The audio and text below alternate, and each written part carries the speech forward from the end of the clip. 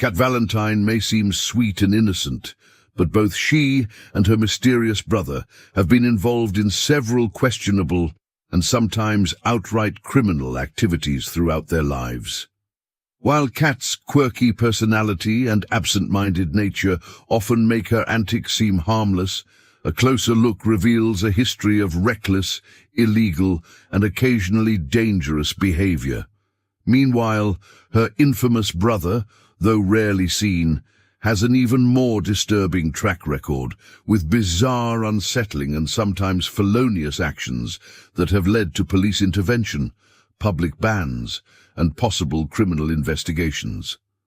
Some of these crimes they have openly admitted to, sometimes without even realizing the severity of their actions, while others have been witnessed firsthand by their friends and acquaintances. Despite their eccentric reputations, many of these incidents have serious legal implications, ranging from minor infractions to felony-level offenses. If authorities were to thoroughly investigate their past actions, they would likely face multiple criminal charges, fines, or even imprisonment for their behavior.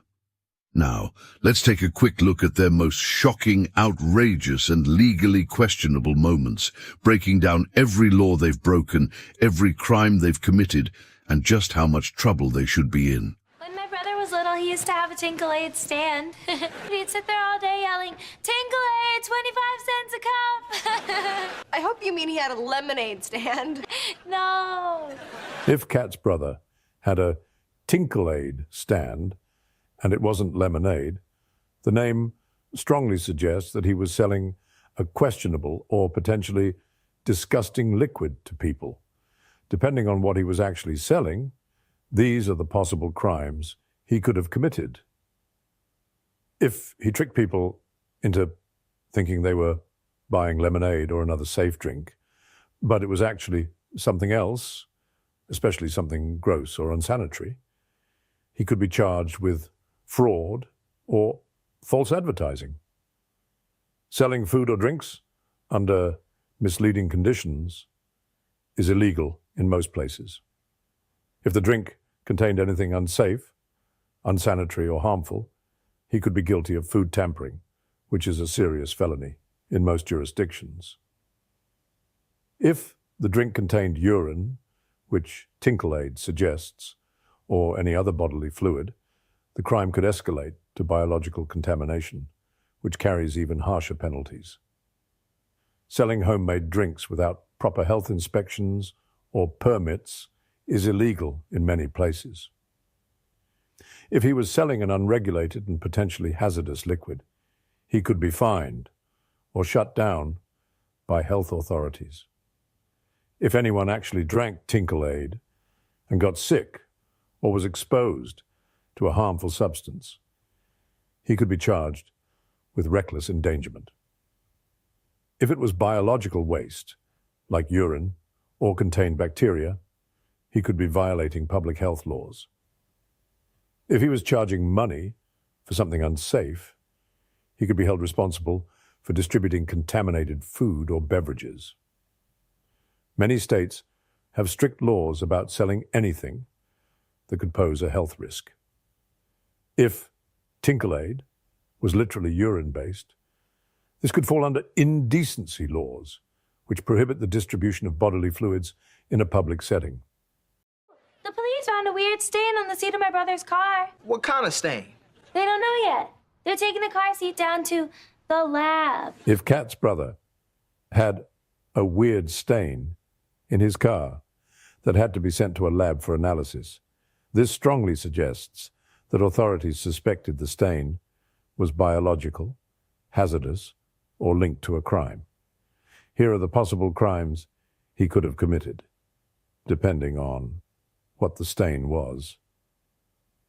If the stain was related to a crime, such as blood, bodily fluids, or a toxic substance, and he tried to clean or hide it, he could be charged with tampering with evidence. Destroying, altering, or concealing evidence that could be used in an investigation is a serious felony. If the stain was a toxic, flammable, or illegal substance, he could be charged with unlawful possession of hazardous materials. Transporting or storing certain chemicals without a permit can lead to criminal charges or heavy fines. If the stain was bodily fluids, blood, or decomposed organic matter, he could be violating public health and safety regulations regarding biohazard disposal. Failing to properly clean or report a biohazard can lead to legal consequences. If he was transporting something questionable in his car, such as blood, organs, or unknown biological substances, he could face serious charges. Many states have strict regulations on the handling and disposal of biological materials. If the stain was human or animal blood, authorities would likely investigate whether he was involved in a violent crime, such as assault, homicide, or animal cruelty. The fact that it needed lab testing suggests it was suspicious enough to warrant a forensic analysis. If the stain came from an animal-related incident, such as roadkill, hunting, or illegal disposal of remains, he could face charges for improper handling of animal remains. One time, my brother found a vacuum cleaner in our church basement. He took it home, and now he keeps it in his room. You should call the church and tell him he has it. Oh, they wouldn't want it back. If Kat's brother took a vacuum cleaner from a church basement, and Kat implies that the church wouldn't want it back, suggesting he did something disgusting or inappropriate with it, he could be committing several crimes, depending on the circumstances. Here are the most likely offenses. If he didn't have permission to take the vacuum, he stole it. Since the vacuum belonged to the church, this would be theft from a place of worship, which some jurisdictions treat more seriously than a regular theft. If the vacuum was valuable, this could escalate to grand larceny, felony. If he didn't personally steal the vacuum, but took it home knowing it wasn't his, he could still be charged with possession of stolen property. If Kat was aware of the theft, she technically could be an accessory after the fact, though this wouldn't likely be enforced in a minor case like this. Since Kat implies that the church wouldn't want it back, this suggests her brother damaged, defiled, or altered the vacuum in some way. If he broke it, contaminated it, or made it unusable, he could be charged with vandalism or destruction of property. If the damage was intentional, this could increase the severity of the charge. If he did something unsanitary, disgusting, or inappropriate with the vacuum, he could be guilty of public nuisance or disorderly conduct. If his actions were of a highly inappropriate nature, which the joke implies, he could even face indecency charges if his actions were discovered or reported. In some areas, stealing from a church or religious institution carries harsher penalties than standard theft. If the vacuum was used for church maintenance, he could face enhanced penalties for stealing from a community organization. One time, my brother went to a home for troubled girls. Why? To meet troubled girls. You know, bus stations are good for that. If Kat's brother went to a home for troubled girls just to meet troubled girls, he could be committing multiple crimes, depending on his intentions, actions, and how he got inside. Here are the most likely legal issues. If he wasn't invited or had no legitimate reason to be there, he could be charged with trespassing. Homes for troubled youth are often restricted access facilities, meaning unauthorized entry could lead to criminal charges. If he was lurking around the facility without permission, he could be charged with loitering, which applies when someone remains on or near private property without a lawful reason. Loitering near a facility for minors, like a group home, is often viewed as suspicious and illegal. If he approached, followed, or repeatedly tried to interact with the girls in a way that made them uncomfortable, he could be charged with harassment or stalking. Many states have laws protecting minors and vulnerable individuals from unwanted advances or predatory behavior. If he tried to establish inappropriate relationships with the residents, the charges could escalate.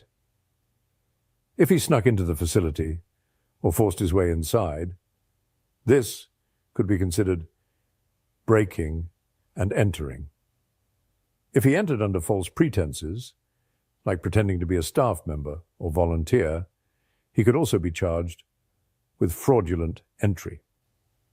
If the troubled girls were minors and he was trying to meet them for inappropriate reasons, he could be charged with attempted child luring. Any attempt to form a relationship with minors in a setting like this would be heavily scrutinized legally. Oh, it's my brother. He says he got you the clown costume, the power drill, and 12 gallons of blood. Where'd he find 12 gallons of fake blood? You wanted fake blood? I'll go call my brother. If Kat's brother obtained and gave Kat and Jade 12 gallons of real blood instead of fake blood, he would be committing multiple serious crimes in real life. Here are the potential legal charges. In most countries, selling, distributing, or obtaining human blood without proper authorization is highly illegal. The collection, storage, and transfer of blood is heavily regulated by health organizations, like the FDA in the US. If Kat's brother obtained the blood without proper medical procedures, he could be charged with unauthorized distribution of biological materials, which is a felony. If he stole the blood from a hospital, blood bank, or medical facility, he could be charged with theft or even grand larceny, depending on the value. Since large amounts of human blood are considered medical property, stealing it could be a major crime. Human blood is classified as a biohazardous material and is strictly regulated due to the risk of disease transmission, like HIV or hepatitis. Improper handling, storage, or transportation of biohazard materials could lead to serious criminal charges under public health and safety laws. Some jurisdictions have laws against possessing human bodily fluids without medical, scientific, or legal authorization. If the blood was illegally obtained, he could be charged with unlawful possession of human remains.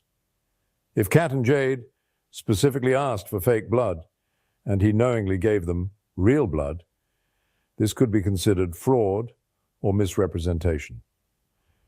While this wouldn't be a major crime, if harm resulted, it could add to his legal trouble. In extreme cases, trafficking of human bodily fluids could be investigated under human trafficking laws, though this would depend on how he obtained the blood.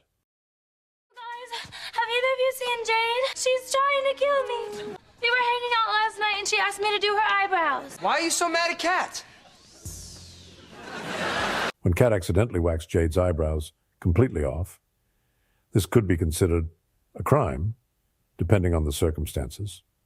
Here are the potential legal charges.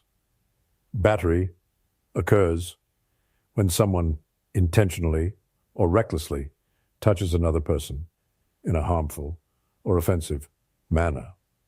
Even though Kat didn't mean to remove all of Jade's eyebrows, the act of applying wax and ripping them off completely could be seen as unwanted physical contact that caused harm. If Jade didn't consent to the waxing, or only agreed to a partial wax, but not a full removal, this could still be battery. If Jade suffered pain, irritation, burns, or any other damage from the waxing, Kat could be liable for negligent injury. Even though it was an accident, Kat's carelessness in applying the wax could be considered gross negligence, especially if Jade experienced long-term damage, such as scarring or permanent eyebrow loss. Losing both eyebrows unexpectedly could cause someone serious embarrassment and emotional distress. If Jade was traumatized or humiliated by the incident, she could potentially sue Kat for intentional or negligent infliction of emotional distress. If the waxing damaged Jade's skin, such as burns, infections, or an allergic reaction, Kat could face reckless endangerment charges. Even though waxing isn't usually dangerous, using it improperly and causing harm could be considered reckless behavior. North Star, how can I assist you? Are you injured? And your location is? Help is on the way. Thanks for calling North Star. What was that about? You know the new phone number I got last week? There must be a glitch or something, because lots of people who have North Star keep calling me. Yeah, but how will the paramedics know to go help that guy? Oh my God, you're right. I should call the paramedic. If Kat got a new phone number that previously belonged to North Star and fails to send paramedics to people in need, she would likely be committing multiple crimes. Since people are calling expecting emergency help, and Kat knowingly does not redirect them to the proper authorities, she could be charged with obstructing emergency communication or interfering with emergency services. Many places have laws making it illegal to block, delay, or disrupt emergency response efforts. If someone needed medical help and didn't get it because Kat failed to redirect the calls, she could be guilty of reckless endangerment, creating a situation where someone could suffer harm. If someone got seriously injured or died due to delayed medical attention, this could even escalate to criminal negligence. If Kat pretended to be the North Star hotline, instead of just telling callers they had the wrong number, she could be committing fraudulent misrepresentation or false impersonation. Even if she didn't pretend to be an emergency responder, not correcting the situation could still cause legal trouble. Some laws require people to report emergencies if they are aware of one and can easily do so. If Kat knew people were in danger and did not attempt to call 911 or direct them to the right number, she could be guilty of failure to report an emergency. One time I came home really late at night and my brother thought I was an intruder. So he picked up a big glass vase and smashed it on my head, which started bleeding. While he may have acted out of fear, his reckless response resulted in serious harm.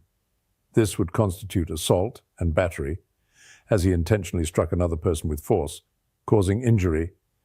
Given that he used an object as a weapon, this could escalate to aggravated assault, a more severe charge that applies when a weapon or dangerous object is involved. Additionally, reckless endangerment would apply, as his careless and impulsive actions created a significant risk of serious injury. If authorities determined that he used excessive force in a situation that did not warrant it, he could also face unjustified self-defense charges or even negligence-based liability for causing bodily harm. The many questionable and often dangerous incidents involving Kat and her brother paint a picture of recklessness, chaos, and outright criminal behavior. Their actions leave behind a long list of illegal, disturbing, and sometimes unexplainable events. Yet with so many strange, unexplained occurrences, one can't help but wonder, how many more crimes have gone unnoticed?